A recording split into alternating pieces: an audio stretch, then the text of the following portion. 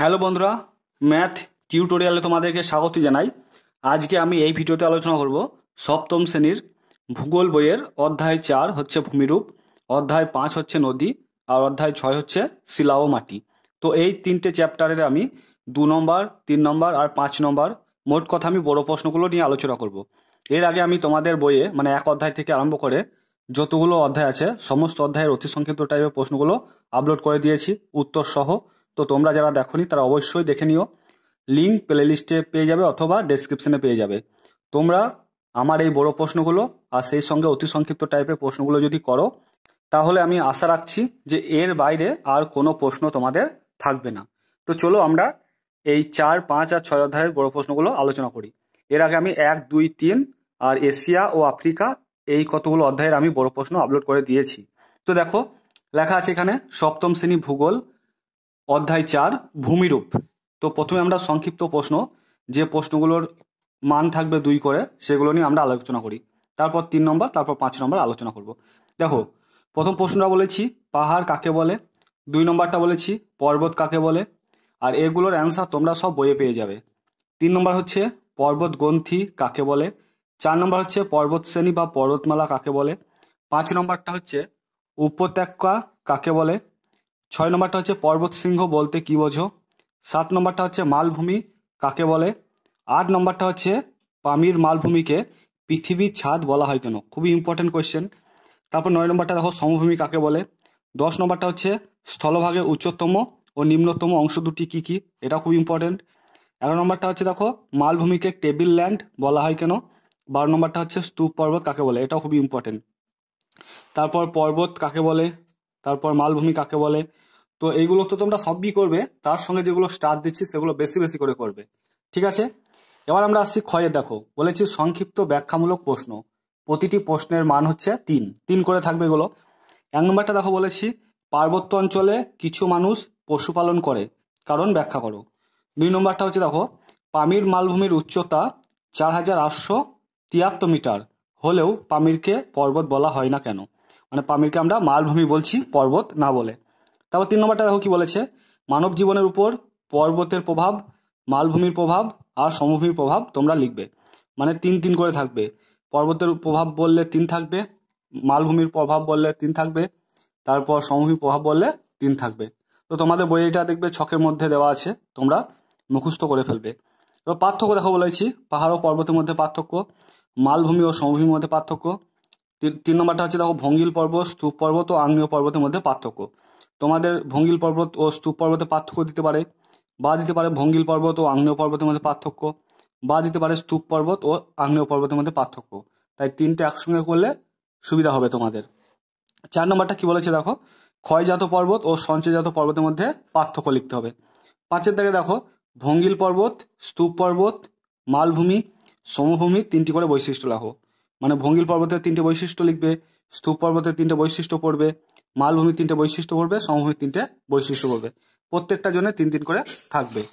তারপরে দেখো গয়ের দাগে বলেছি আমি রচনাধর্মী প্রশ্ন 5 করে থাকবে। প্রশ্নগুলো দেখো, প্রথম প্রশ্নটা হচ্ছে ভঙ্গিল পর্বত কাকে বলে, এই পর্বতের সৃষ্টি ব্যাখ্যা করো। 2 নম্বরটা হচ্ছে স্তূপ পর্বত কাকে বলে, চিত্রসহ স্তূপ পর্বতের উৎপত্তি ব্যাখ্যা করো। 3 নম্বরটা হচ্ছে আগ্নেয় পর্বত কাকে বলে, চিত্রসহ এই পর্বতের উৎপত্তি ব্যাখ্যা করো। 4 নম্বরটা হচ্ছে উদাহরণ সহ বিভিন্ন ধরনের মালভূমির শ্রেণীবিভাগ করো।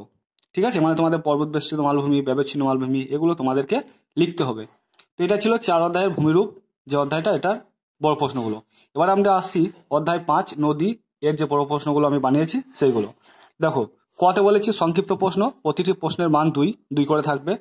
1 নম্বরটা হচ্ছে আদর্শ নদী বলতে কি বোঝো, 2 নম্বরটা হচ্ছে নদী উপত্যকা কাকে বলে, 3 নম্বরটা হচ্ছে নদী অববাহিকা কাকে বলে, 4 নম্বরটা হচ্ছে ধারণ অববাহিকা কাকে বলে, 5 নম্বরটা হচ্ছে অন্তর্বাহিনী নদী কাকে বলে উদাহরণ দাও, খুবই ইম্পর্টেন্ট। তারপর আদর্শ নদী, তারপর নদী অববাহিকা, ধারণ অববাহিকা, এগুলো খুব ইম্পর্টেন্ট। নিত্যবহ নদী অনিত্যবহ নদী কাকে বলে, এটাও খুব ইম্পর্টেন্ট। আন্তর্জাতিক নদী কাকে বলে, জল বিভাজিকা কাকে বলে, খুবই ইম্পর্টেন্ট। নদীর মোহনা কাকে বলে, ষষ্ঠ ঘাতের সূত্রটি লেখো, এটাও খুব ইম্পর্টেন্ট। তারপর দেখো জলপ্রপাত উচ্চ প্রবাহে কেন সৃষ্টি হয়, মানে নদীর উচ্চ প্রবাহে জলপ্রপাত কেন সৃষ্টি হয়। 12 নম্বরটা হচ্ছে উপনদী ও শাখা নদী কাকে বলে। তো এগুলো ছিল 2 নম্বরের প্রশ্ন। এবার আমরা আসবো 3 নম্বরের প্রশ্নে। বলেছি দেখো সংক্ষিপ্ত ব্যাখ্যামূলক প্রশ্ন, প্রতিটি প্রশ্নের মান হচ্ছে 3। একটা বলেছি দেখো অনিত্যবহ নদীতে সারা বছর জল থাকে কেন, অথবা সব নদীতে সারা বছর জল থাকে না কেন। একই ধরনের প্রশ্ন, উত্তরটা একই হবে। 2 নম্বরটা দেখো গঙ্গা নদীর গতিপথ, খুব ইম্পর্টেন্ট, ব্রহ্মপুত্র নদীর গতিপথ লেখো। এবার নেক্সট আমরা পেজে আসছি। দেখো পার্থক্য লেখো, নদী উপত্যকা ও নদী অববাহিকা, নদী অববাহিকা ও ধারণ অববাহিকা, উপনদী ও শাখা নদী, গিরিখাত ও ক্যানিয়ন। এটা তোমাদের অ্যাক্টিভিটি টাস্কে দিয়েছিল। তারপর 5 দাগে দেখো বলেছি নিত্যবহ ও অনিত্যবহ নদী, খুব ইম্পর্টেন্ট। তারপরে দেখো 6 জলপ্রপাত ও প্লাবনভূমি। 5 নম্বরটা খুবই ইম্পর্টেন্ট প্রশ্ন, যে কিভাবে অশ্বক্ষুরাকৃতি হ্রদের সৃষ্টি হয়। এটাও তোমাদের মডেল অ্যাক্টিভিটি টাস্কে দেওয়া হয়েছে, দেখবে। 6 নম্বরটা হচ্ছে বদ্বীপ কিভাবে সৃষ্টি হয়। এবার গয়ের দাগে দেখো কি বলেছে, রচনাধর্মী প্রশ্ন, প্রতিটি প্রশ্নের মান 5, মানে তোমাদের উত্তর করতে পারলে তোমাদের 5 দেওয়া হবে। 1 দাগে বলেছি দেখো উৎস থেকে মোহনা পর্যন্ত নদীর কাজগুলির বর্ণনা দাও, অথবা নদী কি কি কাজ করে। এর উত্তরে তোমাদের নদীর ক্ষয় কাজ, সঞ্চয় কাজ আর বহন কাজ, এই 3টে কাজ কিন্তু তোমাদের লিখতে হবে, ঠিক আছে। তারপর দেখো 2 নম্বর প্রশ্নটা কি বলেছি, উচ্চ পার্বত্য অঞ্চলে নদীর ক্ষয় কাজের দ্বারা গঠিত ভূমিরূপগুলি বর্ণনা দাও। তারপর মধ্যগতি বা সমভূমি প্রবাহে নদীর কাজের ফলে গঠিত ভূমিরূপগুলি বর্ণনা দাও। 4 নম্বরটা হচ্ছে বদ্বীপ প্রবাহ বা নিম্ন গতিতে নদীর কাজের ফলে সৃষ্ট ভূমিরূপগুলির পরিচয় বা বর্ণনা দাও। তো দেখো প্রথমে উচ্চ গতিতে, তারপর মধ্য গতিতে, তারপর নিম্ন গতিতে। তো নদীর এই 3টে গতিতে যে কাজগুলো করে সেগুলো তোমাদেরকে ভূমিরূপগুলো পরিচয় দিতে হবে ছবি সহ। ওকে। 5 নম্বরটা খুব ইম্পর্টেন্ট, যে জনজীবনে নদীর প্রভাব আলোচনা করো, অথবা জীবনে নদীর কতখানি। ঠিক আছে, এটাও পড়বে। কি বললাম, জনজীবনে নদীর প্রভাব আলোচনা করো, অথবা আমাদের জীবনে নদীর প্রভাব কতখানি। নেক্সট দেখো 6 নম্বরটা, কিভাবে নদী সৃষ্টি হয়। 7 নম্বরটা দেখো নদীর বিভিন্ন গতির তুলনামূলক আলোচনা করো। তো তুলনামূলক আলোচনা, বিভিন্ন গতি বলতে উচ্চ গতি, মধ্যগতি আর নিম্ন গতি, এই 3টে গতির মধ্যে তোমাদের পার্থক্য কিন্তু তৈরি করতে হবে। ওকে। এরপর আমরা নেক্সট পেজে আসছি। দেখো 6 নম্বর অধ্যায় শিলা ও মাটি। কয়েক দাগে দেখো বলেছি সংক্ষিপ্ত প্রশ্ন, প্রতিটি প্রশ্নের মান 2, মানে 2 করে থাকবে। 1 নম্বর প্রশ্নটা হচ্ছে পাললিক শিলা কাকে বলে। 2 নম্বরটা হচ্ছে রেগোলিথ কিভাবে তৈরি হয়। তারপরে 3 নম্বরটা কি হচ্ছে দেখো, 3 নম্বরটা বলেছে মাটির উপাদান কি কি, অথবা মাটিতে কি কি থাকে, এটা খুব ইম্পর্টেন্ট। 4 নম্বরটা বলেছি দেখো বেলে মাটিতে ক্ষুদ্রাত্ম বা তৃষ্ণাত্ম মাটি বলে কেন। ঠিক আছে, বেলে মাটিকে ক্ষুদ্রাত্ম বা তৃষ্ণাত্ম মাটি বলে কেন। 5 নম্বরটা হচ্ছে পলি মাটি কাকে বলে, খুবই ইম্পর্টেন্ট। 6 নম্বরটা হচ্ছে সারিবৃত্তীয় শুষ্ক মৃত্তিকা কাকে বলে। 7 নম্বরটা হচ্ছে পৃথিবীর প্রাচীনতম শিলা কোন মহাদেশে পাওয়া গেছে। ক্ষয়ের দাগে দেখো 3 নম্বরের প্রশ্ন, প্রতিটি প্রশ্নের মান থাকবে 3 করে। 1 নম্বরটা খুবই ইম্পর্টেন্ট, পাললিক শিলায় জীবাশ্ম দেখা যায় কেন। 2 নম্বরটা হচ্ছে আগ্নেয় শিলাকে প্রাথমিক শিলা বলা হয় কেন। 3 নম্বরটা হচ্ছে মাটিকে জীবনের ধারক বলা হয় কেন। 4 নম্বরটা হচ্ছে শিলা থেকে কিভাবে মাটির সৃষ্টি হয়, খুব ইম্পর্টেন্ট। তারপর 5, 6, 7 এই 3টেই খুব ইম্পর্টেন্ট।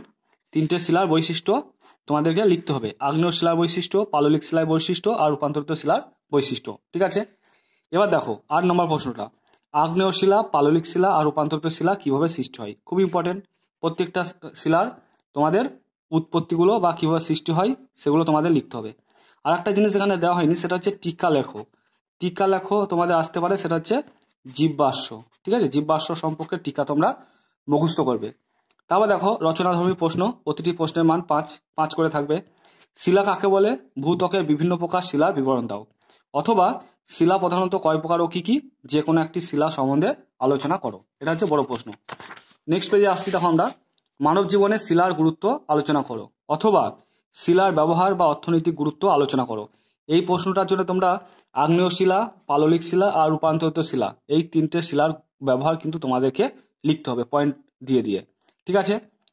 তারপর মানে এটা তোমাদের মডেল অ্যাক্টিভিটি টাস্কও দেওয়া হয়েছিল। তারপর 3 নম্বর প্রশ্নটা দেখো কি বলেছে, মৃত্তিকা গঠনকারী উপাদানগুলি সম্পর্কে আলোচনা করো। ঠিক আছে। তো তোমাদের এই পার্টে আমি 3, 4, 5 আর 6 এই 3টে অধ্যায় কমপ্লিট করলাম। এরপরে নেক্সট পার্টে আমি 7, 8, তারপর শেষে যে চ্যাপ্টারটা পড়ে আছে ইউরোপ, এই চ্যাপ্টার 3টে কি 4টে পড়ে থাকছে, এই চ্যাপ্টারগুলো আমি কমপ্লিট করে দিলেই তোমাদের পুরো ভূগোল বইয়ের অতি সংক্ষিপ্ত টাইপ প্রশ্ন এবং বড় প্রশ্ন তোমাদের কমপ্লিট করে দেওয়া হবে। ঠিক আছে। তো বন্ধুরা, তার জন্য তোমাদের কি করতে হবে না, আমার চ্যানেলটা যদি সাবস্ক্রাইব করা না থাকলে অবশ্যই সাবস্ক্রাইব করে পাশে থাকা বেল বাটনটি ক্লিক করে রাখতে হবে। কারণ আমি যখন কোনো ভিডিও তোমাদের নিয়ে আসবো তখন তোমরা সঙ্গে সঙ্গে নোটিফিকেশন পেয়ে যাবে এবং তোমরা সময় নষ্ট না করে দেখতে পাবে। তো তোমরা সবাই ভালো থেকো, সুস্থ থেকো। Thank you.